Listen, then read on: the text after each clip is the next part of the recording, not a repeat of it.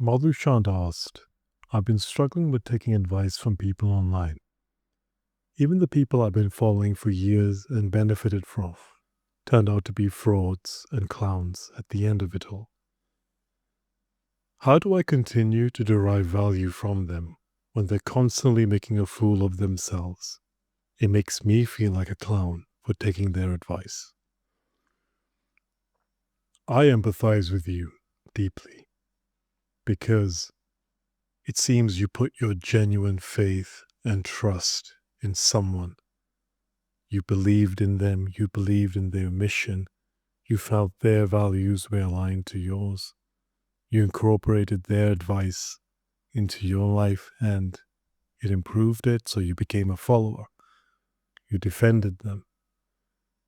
And then there may have been some scandals, some hate, some revelations, and that destroyed your trust in them completely. It destroyed that sense of loyalty that you had towards them. You felt betrayed. And now you don't want to put yourself in that position again. Everyone, no matter what level of success they're at, is vulnerable to corruption and making bad decisions. That's because we're humans. We are so easily emotionally influenced. This doesn't make us bad people. It just makes us fallible. It means that we are not perfect, and nobody is. That's why we are so social. So we can always improve ourselves. That's why we work hard. That's why we're on self-improvement. Many years ago, when I was a kissless virgin loser, I really wanted a girlfriend. I really wanted to get laid. And no matter what I did, no matter what I tried, girls would never give me attention. And I saw that on YouTube, there were these chads, very attractive guys, who used to boast about how easy dating was for them. And they sold courses. And they said that no matter who you are, if you buy my course, you will get laid. I'll tell you exactly what to do. And as embarrassing as it is, I bought their courses.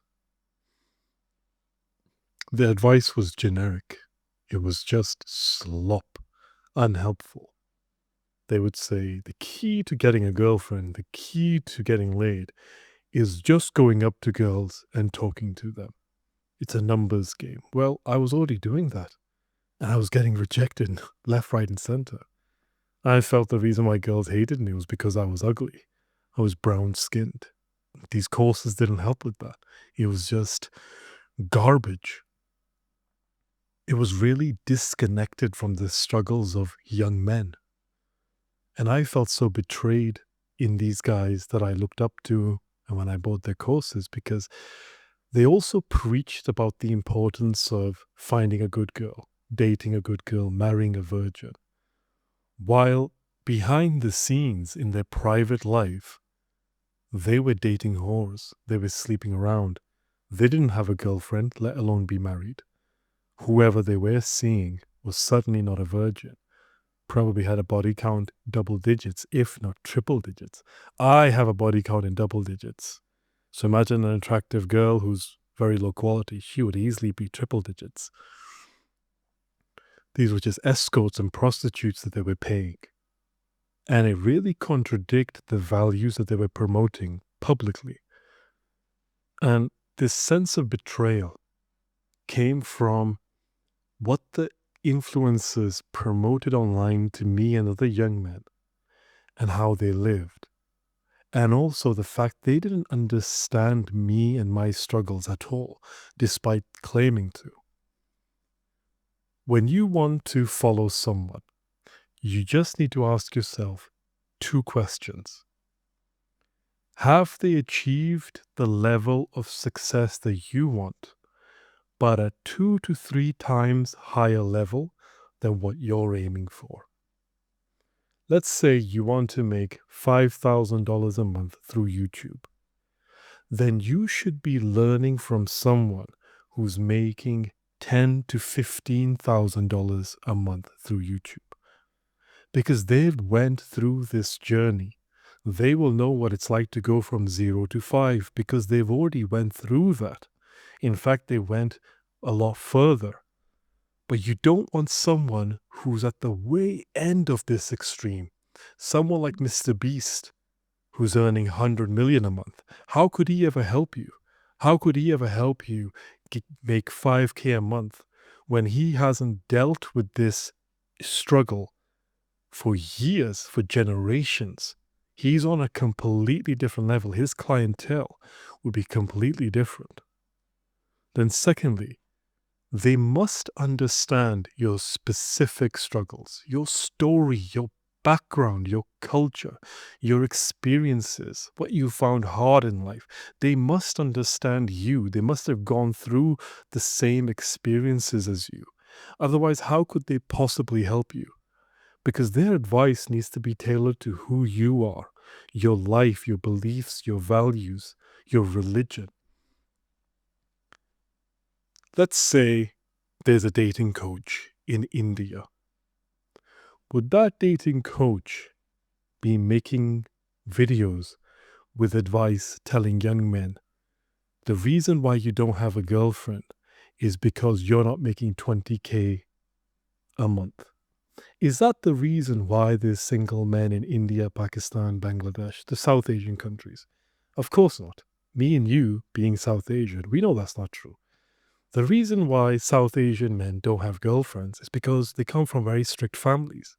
The parents will literally beat them if they find out that they're dating or sleeping around.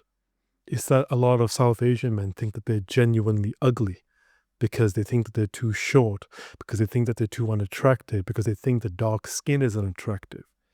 So a dating coach who wants to help South Asian men, he needs to be South Asian himself. He needs to have gone through the same struggles as the guy he's trying to help. So the type of advice he would give is, you're not ugly because you're brown. You're ugly because you have such low self-esteem. You're ugly because you're still a mama's boy.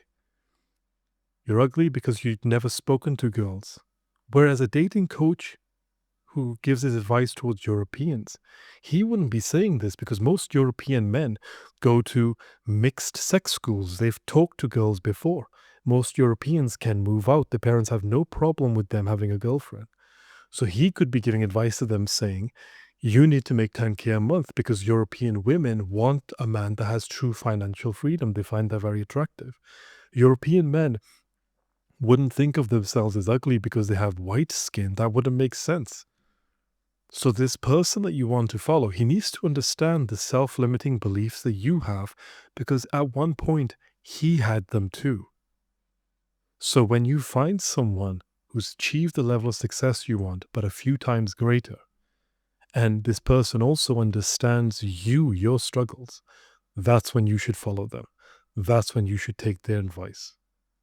This is why I made a video recently about why it's so important for men not to take dating advice from women. Like that Sadia Khan, who's so popular with men. She gives dating advice to men. But she's never lived through the male loneliness. She doesn't know what it's like to be a kissless virgin loser. Men follow her because they're gooners, because she's a very attractive female. She's a very good speaker. But the advice that she gives is absolute garbage. Absolute garbage. She does not have the level of success that men want because she's a woman. If you want help in dating, only a man can have the level of success that you want because a man would have experience dating women.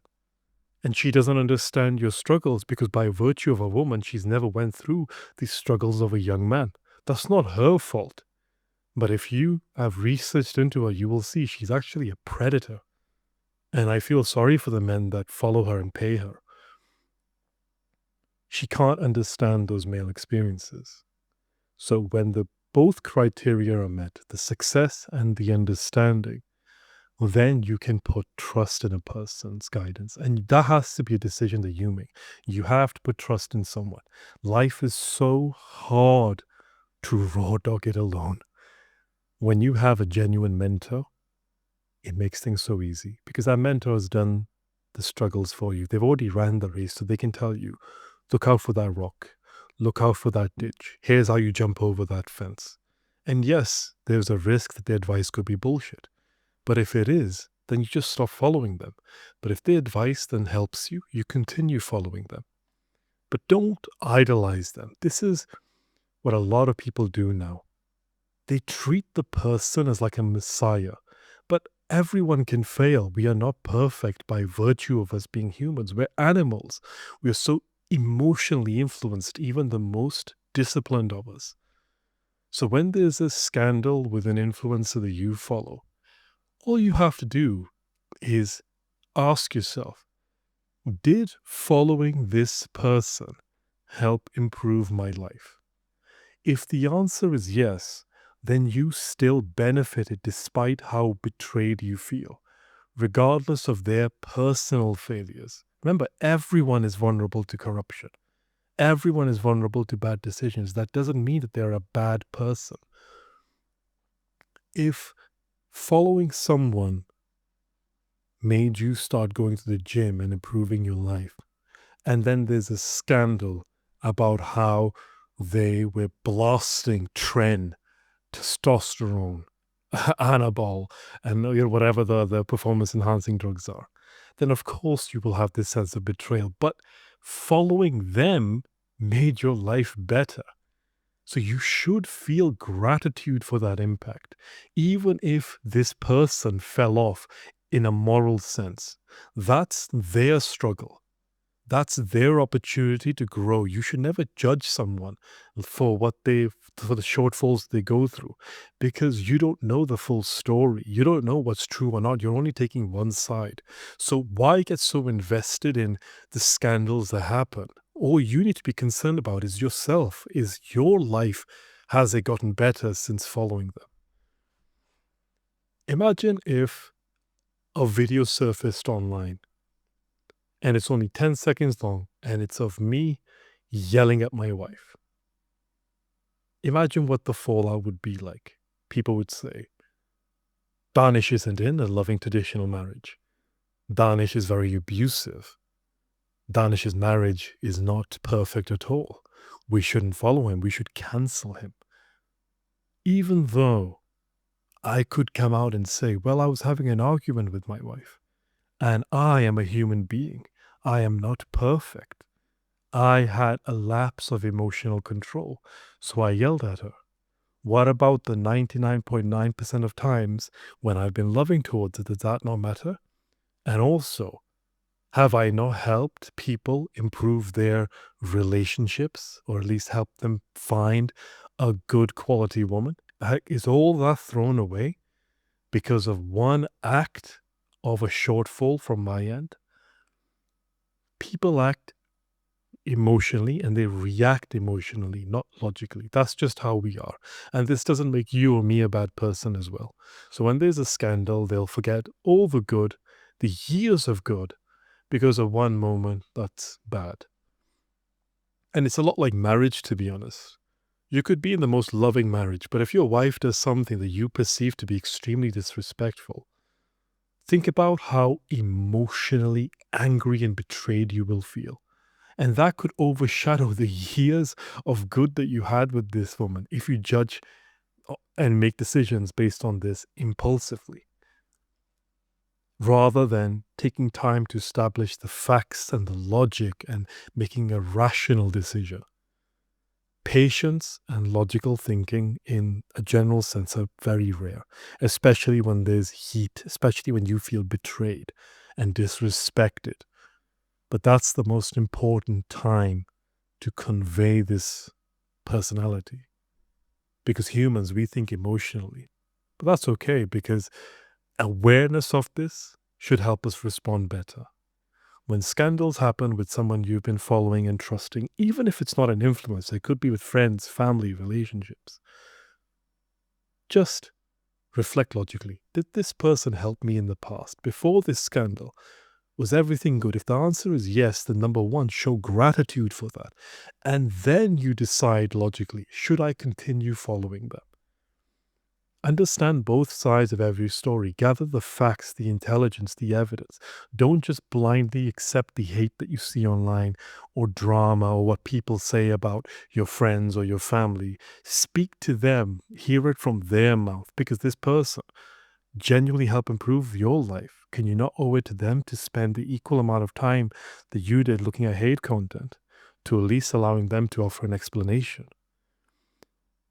You've seen Hamza and the scandals around him recently. A few months ago, Hamza was probably the most hated person online. People said that he betrayed his best friend. They called him horrible things. And then Hamza released a video where he explained what happens. And the same people who were hating on him, I saw comments that said, Hamza, I left a hate comment, but now you've explained it very well. I'm very sorry. And then Hamza's friend made another video. And then they went back to hating Hamza. Then Hamza made a video. Then they went back to loving Hamza. People switch so freely depending on if hate is popular or if love is popular, depending on which video or content they've watched most recently. And it shows how emotionally reactive people are, people in general. So the solution for you is don't be so emotionally influenced that you can abandon someone, not just an influencer, but your friends, family, relationships, because of one disruption that happens, one scandal that happens.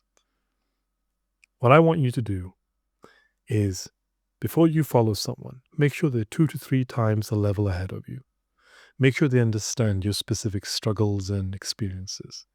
And if there's ever a scandal, if you ever feel betrayed, show gratitude to them first before doing anything else for the help they've given you. Then make logical decisions, not emotional decisions, whether you continue to follow them. And this applies to everyone. Before you make a decision, reflect on the whole history of what they've done for you. And you can absolutely stop following someone.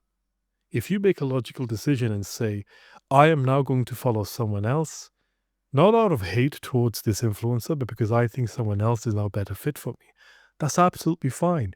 And you can still show gratitude for the help that they did to you, because this scandal, this hate, it could be a personal issue for them. It could be something that they need to work on. But the improvements they gave to you in the past should be taken into account. And then you can move on to another influencer who you feel is more mature, more advanced, without having this bitterness towards the person that helped you beforehand.